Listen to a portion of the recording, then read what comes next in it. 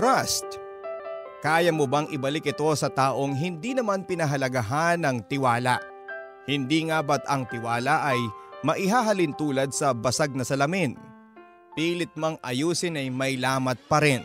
Magandang araw mga kabarangay, ako po si Papa Dudut at sa araw na ito ay isang kwento ng buhay, pag-ibig at pag-asa ang hatid sa inyo ng Barangay Love Stories.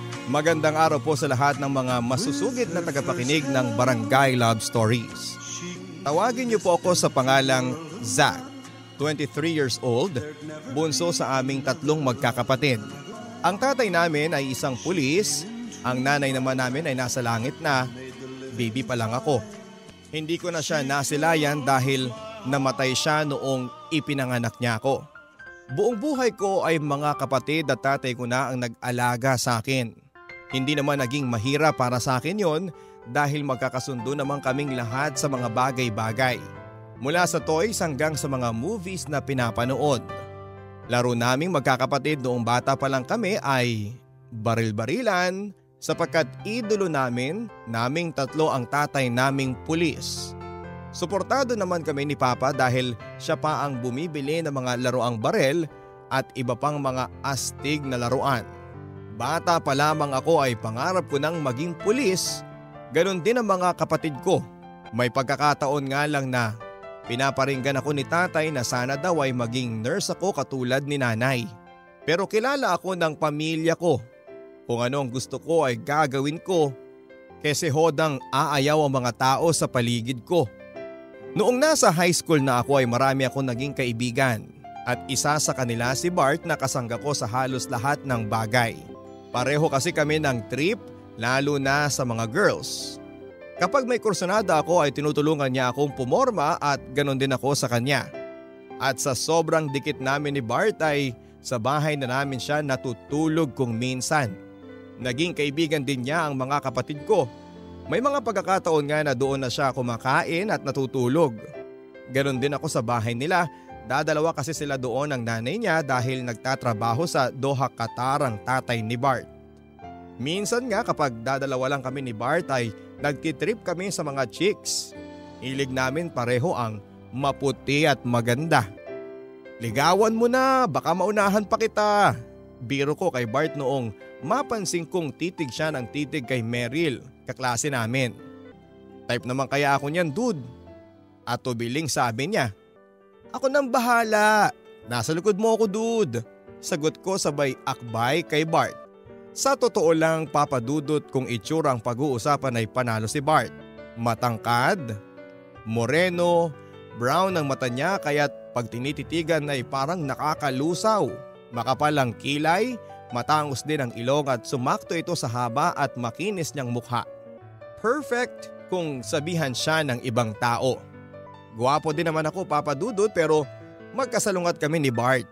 Hindi kasi ako ganong katangkad, Papa Dudut. Sakto lang ang pangangatawan, maputi at cute daw ang sabi ng mga girls. Mas matapang din ako kay Bart kung ligawan ang pag-uusapan. Mas marami na nga akong naging chicks kesa sa kanya. At pati na nga yung pinakamagandang babae sa campus namin na si Kate ay naging chicks ko. Naghiwalay lang kami dahil hindi ko nagustuhan ang pag-uugali niya. Masyado kasing possessive at lahat na lang ay pinagseselosan. Kahit nga mga girls lang na mapapalapit sa akin. Tulad na lang noong minsang nag-lunch kami sa isang fast food chain kasama noon si Beth na kaklase ko. Nagkataon naman na doon din kumain ang grupo ni Kate. Ayun at nakakahiyaman ay nag-iskandalo si Kate sa restaurant at pinagmumura si Beth noong nakatabi niya sa upuan. Babe, mali ang iniisip mo. Magkaibigan lang kami. Mahinahong paliwanag ko pero nagmatiga si Kate. Sawang-sawa na ako sa pagiging palikero mo, Zach. Hindi na ako magpapakatanga sa'yo, sigaw niya. Hay nako girl, huwag mong sayangin ang ganda mo sa mga katulad niya. Makakahanap ka pa dyan ng iba. Hindi gaya niyan. Yak! Pangingialam naman ng best friend ni Kate. Hindi na lamang ako nagsalita noon dahil ayaw ko ng skandalo. Pinagtitinginan na nga kami ng mga tao. At para makaiwas sa mas lalong malalang gulo ay hinila ko na sina Beth palabas ng fast food na lalong kinagalit ni Kate. Sinundan niya kami hanggang sa labas habang nagmumura at hiyang-hiya ako noon, Papa Dudut. Mabuti na lamang at naintindihan ako ni Beth at ni May. Nasundan pang iskandalo ni Kate maging sa school at kung ano-anong mga masasakit na salita ang binitawan niya. Pero kahit ganoon ay nagpaka-gentleman pa rin ako, Papa Dudut. Hindi ko siya pinatulan hanggang siya na mismo ang nag-give up. Noong malaman na ni Bart ay katakot-takot na pangaral ang inabot ko. Sabi niya ay magseryoso na ako lalo na sa pakikipagrelasyon. Dude, ang mga babae minamahal at hindi sinasaktan. Sabi pa niya sa akin. Kapag ganon magsalita si Bart ay hindi na lamang ako nagsasalita. Nakokornihan kasi ako kapag ganon ang usapan. Iba kasi ako astig. Mabilis na lumipas ang panahon at kung sino-sinong babae ang na-date ko pero walang nagtatagal. Ewan ko kung kanino ang mali. Sa paglipas din ng panahon ay mas lalo kaming naging dikit ni Bart. Hanggang noong magtapos kami ng kolehiyo. Dahil na rin sa kahilingan ni Papa ay hindi ko na ipinilit pa na maging pulis. Kumuha na lamang ako ng business management course. Si Bart naman ay kumuha ng hospitality industry management. Kinakantsawan ko nga siya dahil ang alam ko ay pang babae lang ang kursong yon. Dude, habang maaga pa umamin ka na. Tatanggapin naman kita kahit bakla ka. Biro ko. Loko, hindi ako bakla no. Halikan pa kita dyan sagot niya. Di bumigay ka nga. Pangaasar ko pero tumawa lang siya. After graduation ay nagkataong may hiring sa isang government agency. Mapalad naman akong natanggap dahil naipasa ko naman ang civil service ko at malaking tulong na rin siguro na connected si Papa at mga kapatid ko sa gobyerno. At kahit pa nga hindi natuloy ang pangarap kong pagpupulis ay masaya na rin ako dahil madalas akong isama ng mga kapatid ko sa firing. At kung minsan ay sinasama ko din ang matalik kong kaibigan na si Bart. Malaki na ang pinagbago niya. Lalo na pagdating sa chicks. Kung noon ay nangunguna ako sa chicks, siya na ngayon ang nasa trono. Mas marami na nga siyang nalalaman kesa sa akin. Madalas siya ang tumutulong sa akin para magka-girlfriend. At kung sino-sino ang nirereto niya sa akin, na kadalasan ay nagiging nobya ko naman. Isang araw dumating sa bahay si Bart. Araw yon ang Sabado at iyon naman kahit tanghali na ay nasa higaan pa rin ako. Nagising lamang ako sa biglang pagbukas ng pintuan na siyang nagpabalikwa sa akin sa kama. Pero agad din akong bumalik sa pagkakahiga at nagtakip ng kumot nang mapagsino ko kung sino ang nangiistorbo. Inipit ko din ang tenga ko sa unan para hindi mabulabog ng ingay. Hoy Zach! Wake up time na! Sigaw ng boses sa akin sabay dagan sa katawan ko. Maya-maya na ang aga-aga pa Wala namang pasok sa school It's Saturday dude. Sagot ko habang nakahiga pa rin sa kama at hindi gumagalaw dahil sa pagkakadagan niya. Hey! Nangako ka sa akin na sasamahan mo ko na mag-grocery, remember? Pag ikaw nangangailangan, bigay ka agad ako. Tulad kagabi kahit type ko yung chicks pinaubaya ko na nga sa'yo Tapos ako naman ang naghatid sa'yo dito dahil lasing na lasing ka na naman. Pangungonsensya pa niya. 15 minutes promise. 15 minutes more. 11 AM pa lang Pagmamakaawa ko dahil puyat ako dahil sa gimmick namin kagabi. Ay, ikaw ang bahala pero next time na malasing ka, wala na maghahatid sa'yo. Sabi nito nang may halong pananakot. Okay, you got me there. I give up. Sagot ko na may halong pagkainis. Good. O sige, bangon ka na dyan. Paano ako babangon nakadagan ka pa dyan? Alis nga. Sabay tulak ko sa kanya sa gilid ng kama at bumangon na nga ako.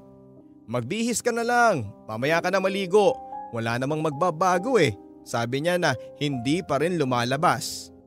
Pwede ka na bang tumalikod at magbibihis ako? Sabi ko habang akmang maghuhubad na. At sa akin ka pa nahiya. Nakita ko na yan, pangaasar niya. Nag-i-enjoy ka siguro nung makita mo kong hubad Nababakla ka ba sa mga muscles ko? Asar ko sabay kindat. Asa? Naku, sige na nga bilisan mo at hihintay na lang kita sa labas. Inis nitong sabi sabay labas ng pintuan. Hala pikon, pahabol ko. nakita kong humiga siya sa may sofa habang sinasarado ko ang pintuan. Pagkatapos ng 30 minutes, natapos na rin akong magbihis at kahit sinabi niyang wag akong maligo ay nag-shower pa din ako. Hindi kasi ako sanay na lumalabas ng hindi naliligo. Lumabas na ako ng kwarto. Tahimik ang sala kaya't lumapit ako sa sofa para tingnan si Bart na nakatulog na pala. Gwapo ng best friend ko kahit na sa pagtulog ay parang nakangiti pa rin ang mata niya.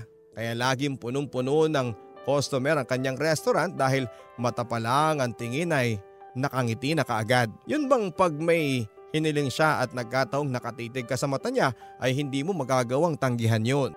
Yung para kang hini-hypnotize. Ganyang kalakas ang appeal niya sa mga babae. Chick magnet kung tawagin. At kahit pa mga bading ay nabobola din niya. Pati ang mga tunay na lalaki, nakakasundo nito dahil maraming lalaki ang gustong malaman kung bakit ganon kaganda ang katawan niya. Kaya nga naiinggit ako dahil papalit-palit siya ng chicks. Zach dude, baka matunaw ako niyan. Ikaw ata ang nababakla eh. Bungad niya sa akin nang magising siya. Hindi ko na malayang nakatitig na pala ako sa kanya. Let's go. Pagaya ko sa kanya kaya tumayo na siya at tinungo naman ang pintuan. Bart, anong occasion at mag-grocery tayo? Hindi mo naman ginagawa dati yan ah. Tanong ko kay Bart. As expected, nakalimutan mo na naman. Birthday ni Daisy bukas. Sagot naman ito na tinutukoy ang present girlfriend. Crap, oo nga pala no. Papalit-palit ka kasi ng GF eh. Bulalas ko habang nakakunot noo.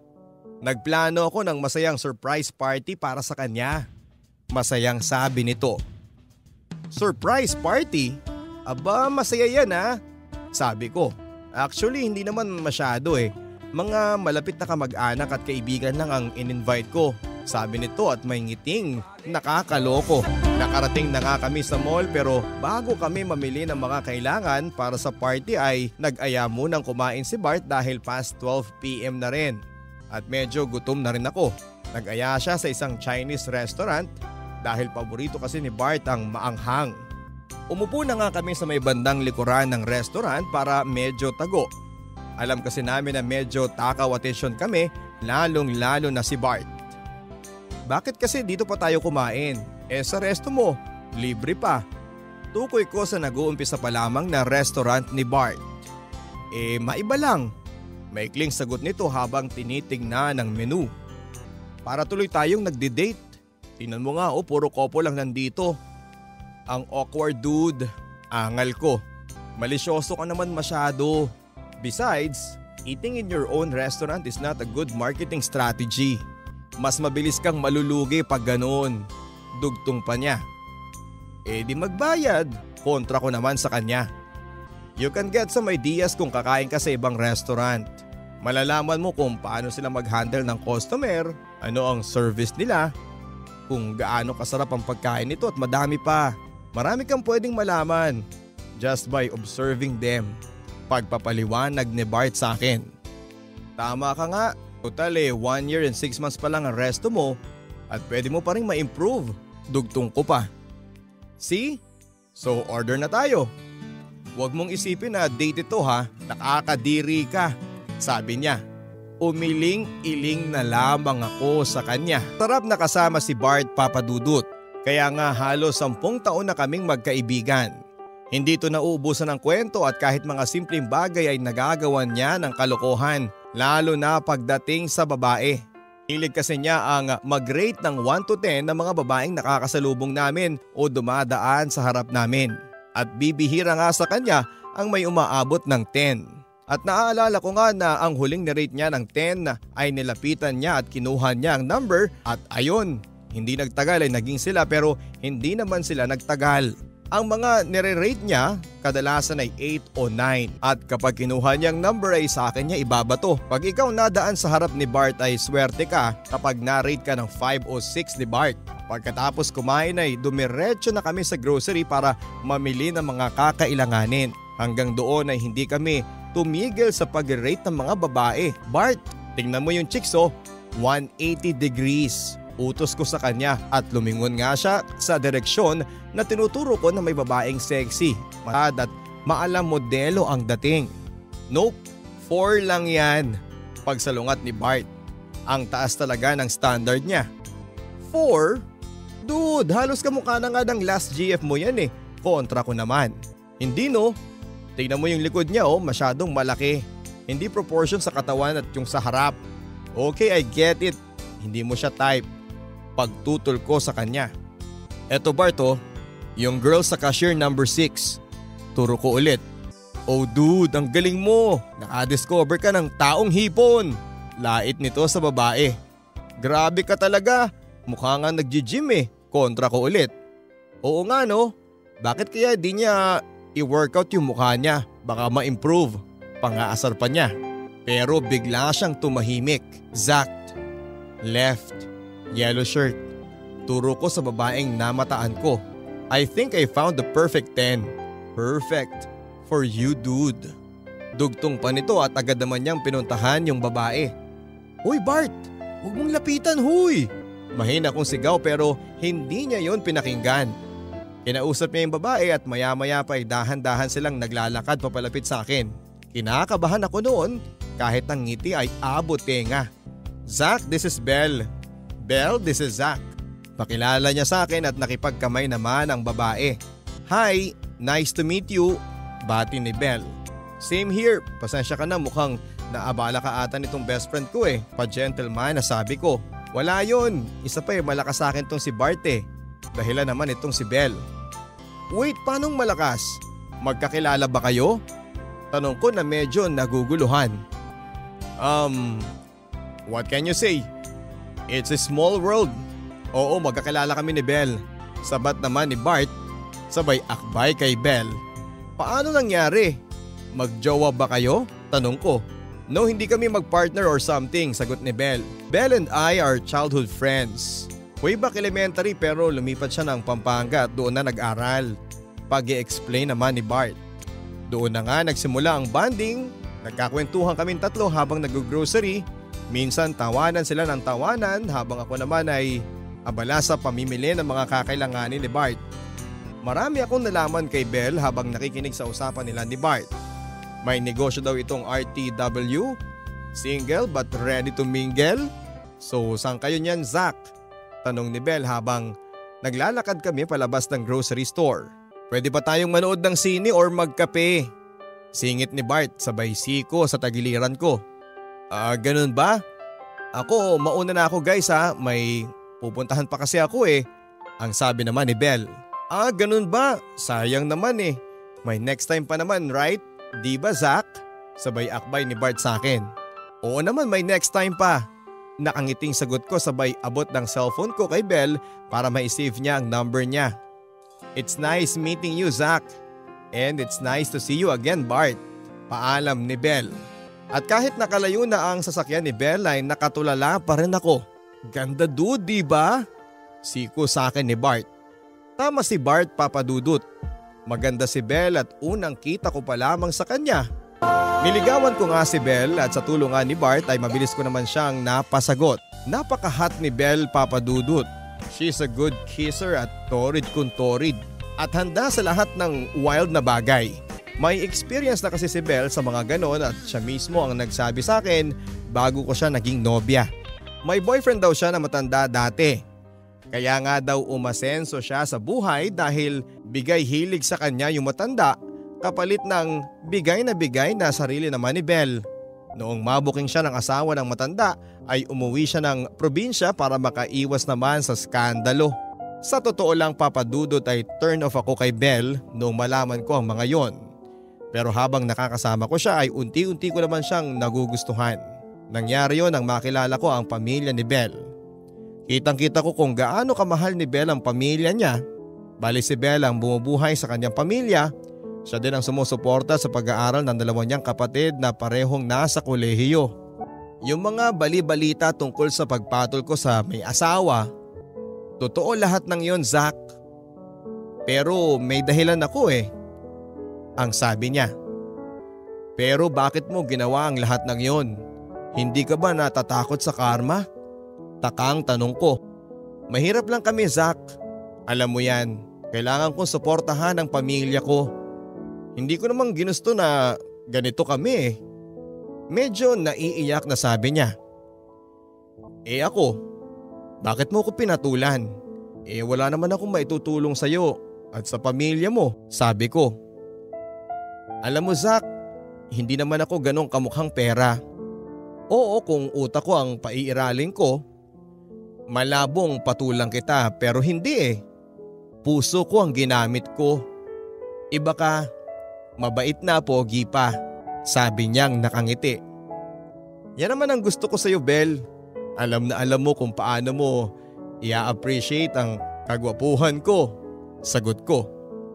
Kahit ganoon ang pagkilala ng ibang tao kay Bel ay nire-respeto ko siya. Hindi ko siya hinusgahan dahil alam kong mas malalim ang pagkatao niya. Na hindi lang siya hanggang pera lang. Na hindi siya yung babaeng binabastos kundi minamahal. Pinatunayan ko yon noong minsang magtabi kami sa pagtulog. Hot na hot noon si Bel. Grabe siya kung makahalik noon kaya naman pati ako ay nadadarang sa init na dulot niya. Naging mapusok ang tagpong yon sa pagitan namin. Si Bel pa nga mismo ang nag-alis ng damit niya at handang-handa na siyang ibigay ang sarili niya sa akin. Pero natauhan ako papadudot. Mahal ko si Bel kaya naman ako mismo ang umayaw sa gusto niya. Pero bakit? Alam mo namang hindi ako malinis, Zach. Tanong niya habang kami magkayakap ng gabing yon. Dahil mahal kita Bel. Ayaw kong gamitin ang nakaraan mo to take advantage sa'yo. At kahit ganito lang ako, alam ko kung paano galangin ang mga babae. Ang sabi ko. Hindi ako nagkamali sa pagpatol sa'yo Zach. Pinahanga mo ko. Ibang-iba ka sa mga naging boyfriend ko. Noon ay naluluhang sabi naman ni Bel. Nakapag-decide na rin ako noon na tumulong financially kay Bel. Sobra-sobra ang pasasalamat niya sa akin, maging ang pamilya niya. Sa paglipas ng panahon, Papa Dudut, ay mas lalong naging matibay ang relasyon namin ni Bel. Mahal na mahal ko siya noon at alam kong ganun din siya sa akin. Naipakilala ko na siya sa mga kapatid ko at kay Papa at lahat sila ay boto kay Bel. Ang pinagtataka ko lang ay si Bart na tila biglang nagbago ang ihip ng hangin.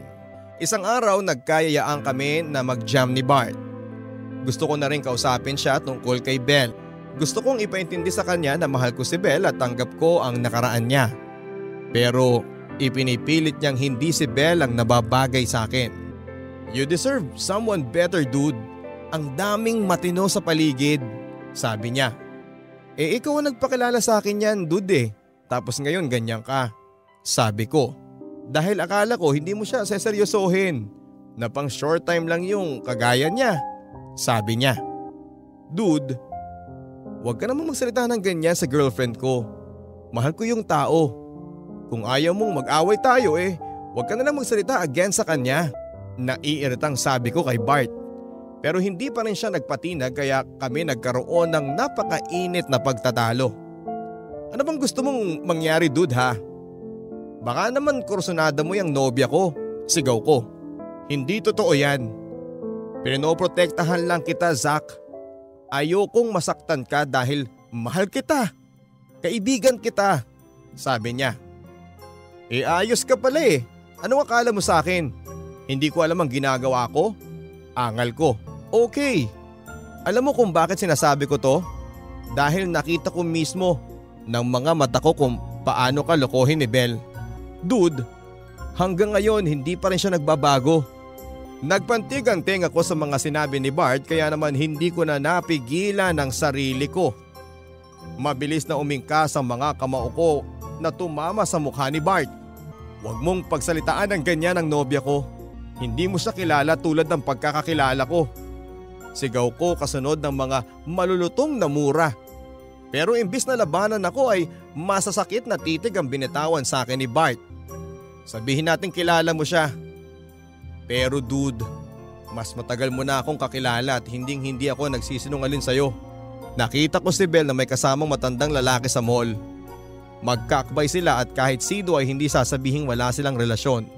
Hindi ko na sana sasabihin sa'yo dahil alam kong masasaktan ka lang pero alam kong mas masasaktan ka pa pag pinatagal ko pa ang nalalaman ko Seryosong sabi niya. Tama na!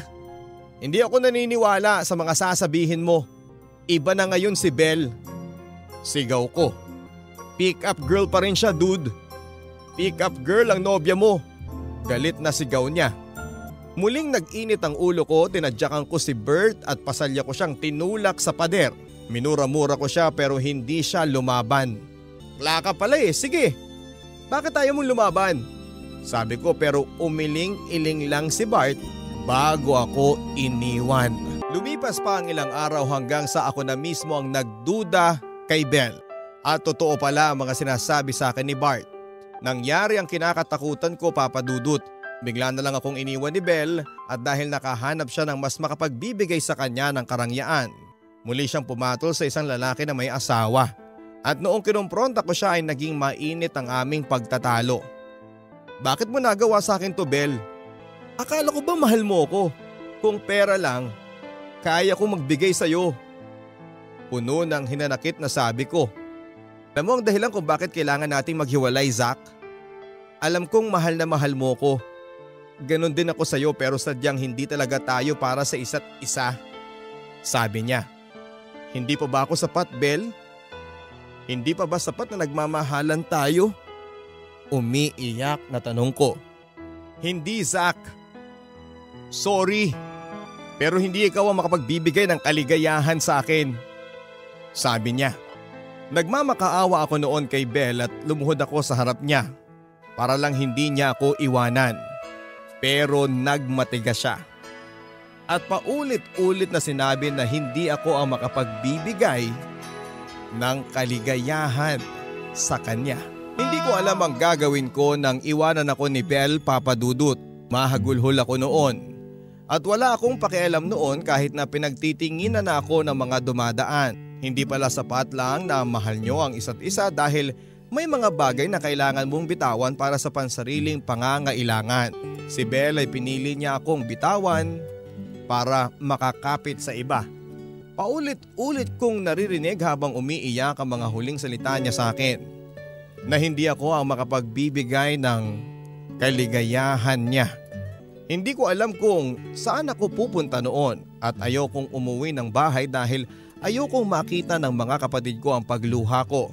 Lalo na si Papa na madalas kong karinggan na ayaw niya akong makitang nasasaktan. Kung ko naalala si Bart at alam ko na kahit nagkaroon kami ng pagtatalo ay hindi niya ako tatalikuran. Agad kong tinawagan noon si Bart at gusto kong maglasing ng gabing yon. Matapos kong sabihin ang problema ko ay agad naman siyang pumayag na mag-inuman kami sa bahay nila. Lasing na lasing kami noon dahil marami kaming nainom. Wala akong ginawa kundi ang umiyak ng umiyak sa harap niya at hindi naman nagsawa sa pag-alo sa akin si Bart. Hindi ko na nga namalaya na nakatulog ako. Marahil dahil sa kalasingan. Mas maganda na yon para kahit papaano ay mabawasan ang sakit. Sakit na dulot ng maling pag-ibig. Pagising ko kinabukasan ay sobrang sakit ng ulo ko at nang maimulad ko ang mata ko ay nalaman kong nasa kwarto pala ako ni Bart nakatulog. Marahil ay hindi na niya ako naihatid dahil sa sobrang kalasingan. Babangon na sana ako pero bigla akong nakaramdam ng pananakit ng katawan. Kasabay ng pagkagulat dahil sa ayos ko. Hubot-hubad ako, Papa Dudut. Natatakpan lang ng kumot ang hubad kong katawan at kinabahan ako dahil kahit lasing na lasing ako kagabi ay alam kong hindi naman ako naghubot-hubad bago matulog. Anong nangyari? Bakit ako nakahubad? Paulit-ulit na tanong ko sa sarili ko. At nasagot lahat ng iyon nang makita ko si Bart na nasa kapareho ding ayos. Tulad ko ay wala din siyang damit at nakadantay ang kaliwa niyang paa sa hita ko. Napahagulhol na lamang ako nang ma-realize ko kung ano ang nangyari. Sa lakas ng palahaw ko ay nagising si Bart. Noong makita niya ang ayos ko ay napabalikwas din siya ng bangon. Napatayo siya at bahagyang lumayo sa akin. Anong ginawa mo sa akin? Anong ginawa mo sa akin? Bakit pareho tayong nakahubad? Nanginginig na tanong ko. Hindi siya agad nakapagsalita, lalo akong napahagulhol. Best friends tayo, Bart. Bakit mo nagawa sa akin to? Tanong ko pero nagulat ako sa sagot niya. Dahil mahal kita, Zach. Mahal na mahal kita. sagot niya. Doon na ako bumangon kahit hubad ay nagawa ko siyang lapitan. Pinagtatadyakan ko si Bart, Papa Dudut, pinagsusuntok habang minumura ko siya. Pero imbis na lumaban ay niyakap niya ako ng napakahigpit. Nagpumiglas ako pero sadyang malakas si Bart at nakatulong ang laki niya para makontrol niya ako. Hindi ko sinasadya, Zach. Hindi ko alam kung kailan nangyari, basta ang alam ko pagising ko isang umaga, mahal na kita. Sinubukan kong kalimutan tong nararamdaman ko pero wala eh. Mahirap turuan ng puso. Anya habang humahagulhol. Hindi na ako makakilos noon, Papa Dudut. Nanghina na ako sa mga revelasyon na narinig ko kay Bart. Iwan mo muna ako, Bart, please. Gusto kong makapag-isa, sabi ko.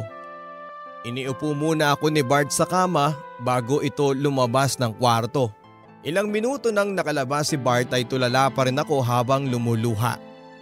Makalipas ang ilang sandali ay nagsimula na akong isuot ang mga damit ko. Una kong sinuot ang brief ko, sumunod ang aking pantalon, sunod doon ang aking bra. Oo, Papa Dudut, ang aking bra. Habang sinusuot ko ang aking bra ay muli akong napaluha. Sa maliit na telang iyon, pinamumukha sa akin ng Diyos kung sino at ano talaga ako. Na kahit anong astig ko, baril-barilan man ang trip ko, nagkakanobya ako ay hindi pa rin magbabago ang pagkatao ko. At hindi Zach ang totoong pangalan ko kundi Sakarina. Nahango sa pangalan ng nanay kong sumakabilang buhay nang isilang ako. Baguhin man ito ng paulit-ulit ay mananatili pa rin ang katotohanan na ako ay isang babae. At kahit kailan ay hindi ako pwedeng maging lalaki. Wala si Bart nang umalis ako at nadatnang ko sa sala si Tita Jonah, ang mama ni Bart, at lumapit siya sa akin at niyakap niya ako ng mahigpit kasabay ng pagsabing mahal ako ng anak niya. Hindi ako nagsalita noon bago ako lumabas ng apartment at ipinangako ko sa sarili kong puputulin ko na rin ang pagkakaibigan namin ni Bart. Nadatnang ko sa bahay sina Papa at mga kapatid kong nanonood ng movie. Araw yun ng linggo at nataon namang off ni Papa. Hindi ata tayo nakauwi kagabi ah, bati niya sa akin.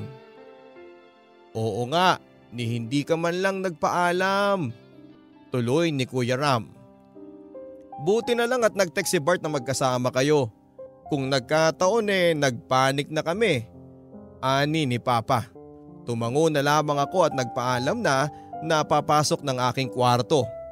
Naluluha na kasi ako noon at ayaw kong makita yon ng pamilya ko. Ayaw kong makita nilang may kahinaan ako dahil astig ako. Pagpasok sa kwarto ay agad akong humiga. Ang bigat-bigat pa rin ang pakiramdam ko noon, Papa Dudut. Hindi ko lubos maisip na ang taong pinagkatiwalaan ko buong buhay ko ay siya palang sisira sa akin. Malinaw sa akin ang lahat, Papa Dudut. Pinagsamantalahan ako ng best friend ko. Sa gitna ng pag-iyak ko ay biglang nagring ang cellphone ko at si Bart ang tumatawag. Pinili kong hindi sagutin ang paulit-ulit na pagtawag niya. Maya-maya pa ay may mensahe ako na nabasa galing kay Bart. Humihingi siya ng patawad. At handa daw siyang panagutan ako dahil mahal na mahal daw niya ako. At kapag handa na raw akong tanggapin siya ay huwag daw akong mag-atubili. Sa galit ko ay naibot ako ang cellphone ko sa pader at humaguluhol pa rin ako noon. Gusto ko nang mamatay ng mga sandaling yon, Papa Dudut. Hindi ko matanggap ang naging kapalaran ko. Inisip kong magpakamatay na lang para matapos sa mga paghihirap ko pero alam kong kapag ginawa ko yun ay masasaktan ang pamilya ko. Nasa ganoong ayos ako noon nang may kumatok. Bunso, kain na tayo. Boses ni Papa pero hindi ako sumagot kahit na noong paulit-ulit pa rin siya sa pagkatok. Ilang minuto ang dumaan bago umalis si Papa. Umiiyak pa rin ako noon at buong araw akong nagkulong sa kwarto, Papa Dudut. Ilang beses kumatok si Papa, salitan sila ni na Kuya, pero nanatili akong tahimik. Kinabukasan na hindi na ako pumasok sa trabaho at lumabas na lamang ako ng kwarto noong masigurado kong wala na sila. Nag-text na lang ako sa boss namin na hindi ako makakapasok dahil nilalagnat ako. Ang 3 araw na paalam ko ay nadagdagan ng ilang araw hanggang sa umabot ng ilang linggo hanggang buwan. Inuusisa na ako noon ng mga kapatid ko at ni Papa pero hindi ako nagsasalita kahit na gustong gusto ko na. Nahihiya kasi akong malaman nila ang nangyari sa akin at alam kong magkakagulo kapag nalaman nilang si Bart ang may kagagawan. Itinago ko ang lahat kahit masakit na masakit sa dibdib ko. Pero tama nga ang sabi nila, walang sekreto na hindi nabubunyag. Sa nagdaang halos 2 buwan ay hindi ako makakain ng tama. Nagkukulong lang ako sa kwarto at isang umaga ay nagising akong tila nagsusuka. Noong hindi ko na mapigilan ay nagtatakbo ako papunta sa lababo. Hilong-hilo ako noon at tila umiikot ang mundo ko. At bago ako nawala ng ulirat ay nakita ko si Papa na nagmamadaling alalayan ako. At bago tuluyang nagdilim ang mundo ko ay naramdaman ko ang mga braso niyang yumakap sa aking wala ng lakas na katawan. Nagising akong ramdam ko ang mainit na palad sa noo ko. Pagmulat ng aking mga mata ay nakita ko si Papa. Mapait ang mga ngiting nakatunghay sa akin. Kuya Ram naman at si Kuya Stan ay kakikitaan ko ng pagkahabag sa kalagayan ko. Okay lang po ako. Mga itsura nyo parang namatay na ako Pagbibiro ko pero hindi sila natawa. Bagkus ay lumuluhang nagsalita si Papa. Bakit mo tinago sa amin, bunso? May hinanakit niyang tanong. Ano pong tinago? Over fatigue lang po siguro to. Sabay pag-iwas ko ng tingin. Buntis ka, Zach. Tuloy ni Papa sabay haplos sa noo ko. Ako naman ay nagulat at napahagulhol sa mga sinabi ni Papa. Pero bago pa ako maghisterya ay niyakap ako ng napakahigpit ni Papa. It's okay anak. Nandito kami. Hindi ka namin iiwanan. Umahagulhol na ring sabi niya. Ang mga kapatid ko naman ay lumapit sa akin at inalo ako. Hindi ka namin pababayaan, bunso. Aalagaan ka namin at magiging pamangkin namin. Sabi ni Kuya Ram. Nang araw ding yon ay inuwi nila ako sa bahay, Papa Dudut. Tulala pa rin ako noon pero kinausap na ako ni Papa. Inulit-ulit nila sa akin na blessing ang pinagbubuntis ko kaya dapat ay masaya ako. Pero iba ang pakiramdam ko noon, Papa Dudut. Hindi ko gusto ang pagdating niya. Pakiramdam ko ang batang yon ay paalala sa akin ng masakit na nakaraan. Nang kahapong hindi ko malilimutan dahil iyon ang sumira ng buhay ko. At hindi pa nakontento ang Diyos, binigyan pa niya ako ng souvenir sa kamalasang nangyari sa akin. Masama na kung masama, Papa Dudut, pero kung ako lang ang masusunod ay gusto kong ipalaglag ang pinagbubuntis ko. Pero mula noong malaman ng pamilya ko ang kalagayan ko ay hindi nila ako winala sa kanilang paningin. Kumuha din sila ng kasambahay para hindi ako mahirapan at siyang magbabantay sa akin kapag wala sila. Hanggang sa mga sandaling yon ay nangungulit pa rin si Bart lalo na noong malaman niyang buntis ako. Gusto niyang panagutan ng bata at ang sabi niya ay handa siyang pakasalan ako. Hindi ko na lamang siya pinansin at naisip ko ngang tama nga sigurong ipagpatuloy ko ang pagbubuntis ko. Gusto ko kapag nakita niya ang bata ay maalala niya ang pambababoy niya sa akin. Hanggang lumipas ang ilang buwan, hindi pa rin napagod si Bart sa pag-amo sa akin. Dumalaw pa rin siya noon sa bahay at hindi ko siya hinarap. Wala namang kaalam-alam ang pamilya ko na siya ang ama ng dinadala ko. Isang gabi handa na akong matulog nang bigla akong makarinig ng komosyon sa bakuran ng bahay. Kahit hirap sa pagkilos dahil malaki na ang tiyan ko ay nagmadali pa rin akong lumabas ng bahay. Nadatnang ko si Papa at Kuya Stan na pinagtutulungan ang isang lalaki. Si Kuya Ram naman ang umaawat. Lugmok sa damuhan ng lalaki, duguan ang kanyang mukha. Patawarin niyo po ako. Pero mahal ko po ang anak ninyo. Hindi ko na kayang manahimik pa. Handa akong panagutan siya. Walang hiya ka? Pinagkatiwalaan ka namin. Tinuring ka naming isang pamilya. Pero ikaw pa lang yuyurak sa pagkatao ng anak ko. Mahal ko po ang anak ninyo. At handa akong patunayan yon. Bigyan niyo po ako ng pagkakataon. Umalis ka na. Parang awa mo na. Respeto mo na lang sa pamilya namin. Humahagulhol ako noon, Papa Dudut, at agad naman akong nilapitan ni Papa at niyakap ng napakahigpit. Pare, umalis ka na muna. Hindi pa ito ang tamang panahon para pag-usapan natin to. Nakikiusap ako, respeto na lang pare. Dinig kong pakiusapan ni Kuya Ram habang iyakap si Kuya Stan na gustong sugurin pa si Bart. Si Bart naman bago tuluyang umalis ay nagbitaw pa ng mga salita. Mahal ko ang kapatid ninyo at gagawin ko ang lahat, mapatawad lang niya ako. Sabi niya na nag-iwan ng mapait na ngiti sa akin bago tuluyang sumakay ng kanyang kotse. Dinala ako ni Papa sa loob ng bahay at pinaupo niya ako sa sofa at pinainom ng tubig. Hindi ka namin pipiliting magsalita, Zach. Basta nandito lang kami. Ano man ang maging desisyon mo. Ang sabi ni Papa na nakaakbay sa akin habang nakahilig ang ulo ko sa kanya habang lumuluha. Nagsasabi siya ng totoo. Siya po ang ama ng pinagbubuntis ko, Pa. Nalasing kami pareho nun eh. Panimula ko pero pinigilan ako ni Papa na ituloy pa dahil humahagulhol ako. Tama na anak. Sapat na sa amin yun. Huwag mo nang balikan pa. Kung hindi mo kaya, lilipas din ang sakit. Nandito lang kami, sabi niya. Umiyak lang ako ng umiyak ng gabing yon at hindi ako iniwan ni Papa at ang pamilya ko hanggang sa ako ay nakatulog. Sa mga sumunod na araw ay halos araw-araw na nagpupunta si Bart sa bahay pero hanggang gate lamang siya. Inaabot siya ng 3 oras na nakatayo lamang doon. Noong una ay nakakatikim pa siya ng suntok kay Papa at mga kapatid ko pero hindi naglaon ay sila na rin ang sumuko sa kakulitan ni Bart. Dinadalhan din niya ako ng prutas at kung ano-anong vitamins na ang kasambahay naming si Delia ang nakikinabang. Close na nga sila noon na hindi ko naman kinagalit dahil wala naman akong pakialam. Pero biglang nagiba ang ihip ng mundo, Papa Dudut. Namalayan ko na lamang na inaabangan ko na ang pagdating ni Bart.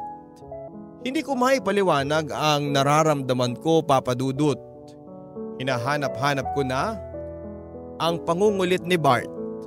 Isang araw nasa gilid ako ng bintana, hinihintay ang pagdating ni Bart pero walang Bart na dumating. Noon ay nakaramdam ako ng inis. Wala rin akong natanggap na isang mensahe. Ilang beses akong dumungaw mula sa bintana ng kwarto ko pero walang dumating na Bart. Nasa ganoon akong ayos noong maramdaman ko ang pananakit ng puson ko. Saktong pasok noon ni Delia na may daladalang mga bulaklak. Galing kay Kuya Bart at Isaac, pinadeliver niya. Sabi niya sabay abot sa akin ang bulaklak pero hindi ko na nagawang tanggapin yon dahil lalong sumakit ang tiyan ko na sinabayan ng pag-agos ng likido sa hita ko. Hala at Isaac, manganganak ka na ata. Ninenervyos na hiyaw ni Delia. Tawagin mo si Papa, manganganak na ata talaga ako. Sigaw ko at agad namang nagtatakbo si Delia para tawagin si Papa na noon ay nanonood ng TV. Sa sala ilang segundo lang ay nasa kwarto na si Papa at nagmadaling alalayan ako hanggang makarating na kami sa kanyang kotse. At nang makarating na kami ng ospital ay agad naman akong dinaluhan ng mga nurse at doktor. Bago pa man kami makarating doon ay agad ko nang tinawagan ang OB ko. Kaya hindi naman ako nagpapanik. Dahil cesarean ang case ko ay agad akong dinala sa operating room at makalipas ang kulang 1 oras ay nairaos naman ang operation ko. Nasa kwarto na ako noon nang pumasok si Papa, karga-karga ang anak ko. Hindi ko alam, Papa Dudut, pero nang masilayan ko ang mukha ng aking munting anghel ay parang tumigil ang ikot ng mundo ko. Tila slow motion ang lahat at dahan-dahang tumulo ang luha ko.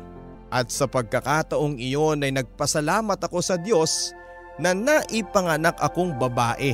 Dahil sa pagiging babae, doon ko naramdaman ang pinakamasarap na pakiramdam sa mundo. Ang maging isang ina.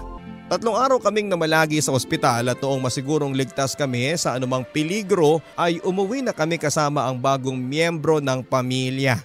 Higit sa sayang naramdaman ko nang nasa gate pa lang kami ng bahay ay amoy na amoy ko ang humahalimuyak na bango ng mga bulaklak. Napanganga pa nga ako sa gulat nang makita ko ang iba't ibang klase ng mga bulaklak sa sala namin hanggang sa loob ng kwarto ko. Consistent at may perseverance tong best friend mo, bunso ha. Parang unti-unti nang nagbabago ang isip ko at tutsyada naman sa akin ni Papa. Umismid lang ako pero sa loob-loob ko ay nakaramdam ako ng kaligayahan. Gustong gusto kong tawagan noon si Bert para magpasalamat, hindi lang sa bulaklak kundi maging sa pinakamagandang regalo niya sa buhay ko. Tuluyang nawala ang galit ko noon kay Bart, Papa Dudut. Nagising ako sa katotohanang nakagawa man kami ng malaking kasalanan ni Bart, ay hindi pa rin matutumbasan noon ang pagiging mabuti niyang tao. Nang sumunod na mga araw ay naging busy ako sa pag-aalaga sa baby ko. On hands ako sa kanya at si Bart naman ay hindi pa rin nagsasawa sa pag-amo sa akin. Noong una ay si Delia lang ang kasabwat niya pero sa paglipas ng panahon ay kasangga na rin niya ang pamilya ko sa pag-aamo sa akin.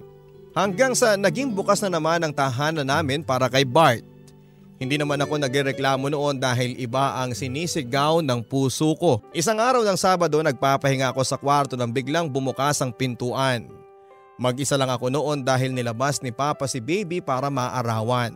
Sarap na sarap pa ako noon sa pagtulog kaya hindi ako nag-react kahit na noong naramdaman kong may pumasok. "Hoy Zach, wake up time!" Sigaw ng boses sa akin sabay dagaan sa katawan ko. Nagulat ako sa boses na yon. "Bart?" Sigaw ng isip ko at nagkunwari pa rin akong tulog. "Zach, I know nagising ka na. Gusto ko lang sabihin sa'yo na hindi ako aalis sa pagkakadagan sa'yo hanggat hindi mo ako kinakausap." Sabi niya pero nagtulog-tulugan pa rin ako.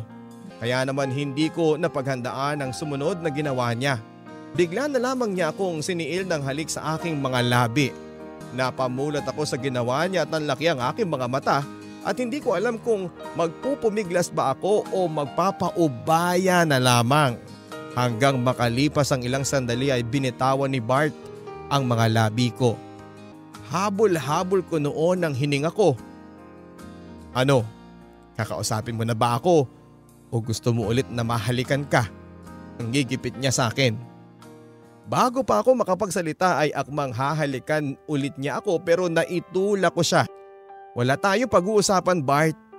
Mahinang sabi ko sabay iwas sa kanya ng mga tingin ko. "High school pa lamang tayo, kilalang kilala na kita, Zach. Huwag ka nang magkaila sa akin. Alam kong pareho tayo ng nararamdaman. Please, Zach. Mahal kita. Bigyan mo ko ng chance na patunayan sa'yo yan. Bigyan mo ko ng pag-asa na maging ama ng anak natin." Sabi niya at hindi ako nakapagsalita. Hindi ko pinagsisisihan ang nagawa ko, Zach. Alam kong mali ang paraan ko pero nagpapasalamat ako dahil nagawa ko yun. Sinubukan kong pigilan ang nararamdaman ko sa'yo pero habang patagal ng patagal ay lalong lumalalim ang pagtingin ko sa'yo. Sinubukan kong ereto sa iba pero nasasaktan ako kapag ginagawa ko yun eh. Masama na kung masama pero nung hiniwalayan ka ni Bel, aaminin ko, natuwa ako. Natuwa ako sa sarili ko at hindi ko na palalampasin pa ang pagkakataong yun. Kaya kita nagawang, tama na Bart, huwag na nating balikan pa yun. Putol ko. Umiyak siya at lumuhod sa harapan ko. Mahal na mahal kita, Zach. Sana makita mo yun. Sabi niya at hindi ako nagsalita, nagunahang tumulo ang mga luha ko. Please, Zach, magpakatotoo ka naman. Kahit para lang sa anak natin. Sabihin mong mahal mo rin ako. Dahil mahal na mahal kita, bro. Tuloy niya. Hindi ko na napigilan ang sarili ko, Papa Dudut, at niyakap ko si Bart. Matagal kaming nagyakapan at noong maghiwalay kami ay nagpakatotoo na ako sa sarili ko. Mahal din kita, Bart. Mahal na mahal. Sambit ko at kumislap ang mga mata ni Bart. Akmang hahalikan niya ako nang biglang sumulpot si Papa sa pintuan at karga-karga ang baby namin. Oh, sorry. Maikling sabi niya bago tumalikod pero bumalik din. Pakasalan mo muna ang anak ko bago mo gawin ang binabalak mo. Sabi niya bago tumalikod. March 28, 2015 na kinasal kami ni Bart, Papa Dudut. Tinaon namin sa first birthday ng anak naming si Sian para menos gastos. Hindi na ako bumalik sa trabaho, Papa Dudut, at nagtulungan na lamang kami ni Bart sa pagpapalago ng aming negosyo. Sa sitwasyon namin ni Bart ay isang pagkakamali lang nasira ang aming pagkakaibigan. Pero pinili naming itinama ang mali. Nagpapasalamat ako kay Bart, Papa Dudut, dahil kahit ilang beses ko siyang tinalikuran ay hindi siya nawala ng pag-asa at sa huli ay nanaig pa rin ang wagas na pag-ibig sa aming pagitan. Sa ngayon ay kakikitaan pa rin ako ng pagka-boyish pero unti-unti nang nagbabago ang itsura ko. Pinapahaba ko na ang aking buhok at nagdadamit na ako ng usong pambabae. Mahirap na at baka makakita ng iba ang asawa ko guwapo pa man din. Alam na alam ko pa naman kung paano siya habulin ng mga babae dahil ako pa mismo ang nakasaksi ng mga yon. Pero hindi naman ako masyadong nagwo-worry dahil kasi nga nung macho pa ako nabighani na sa akin si Bart. Ngayon pa na ang sexy ko na. Hanggang dito na lamang, Papa Dudut, at sana kahit papaano ay nakapag-iwan ako ng ngiti sa inyong mga labi. Maraming salamat. God bless you all. Nagmamahal, Zakarina. I am sure na marami tayong mga tagapakinig ang mga nagulat sa revelation po sa ating programa na ang akala nating dating lalaki isa palang babae. Alam po ninyo mga kapuso, lahat ng tao ay nagkakamali.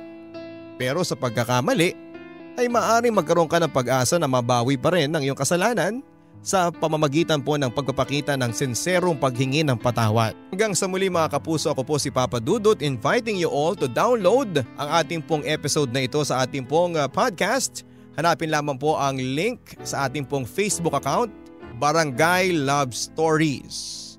Ang programang ito ay napapakinggan hindi lamang po sa Metro Manila kundi po sa buong Pilipinas sa pamamagitan po ng mga RGMA, Barangay FM radio stations sa Luzon, Visayas at sa Mindanao. At ganoon din po sa abroad sa pamamagitan po ng GMA Pinoy TV. Maraming salamat po sa inyong walang sawang suporta. Ipadala ang inyong mga liham kasaysayan sa email address na bls971@yahoo.com. Hanggang sa muli, ako ang inyong Papa Dudut sa mga kwento ng pag-ibig, buhay at pag-asa dito sa Barangay Love Stories.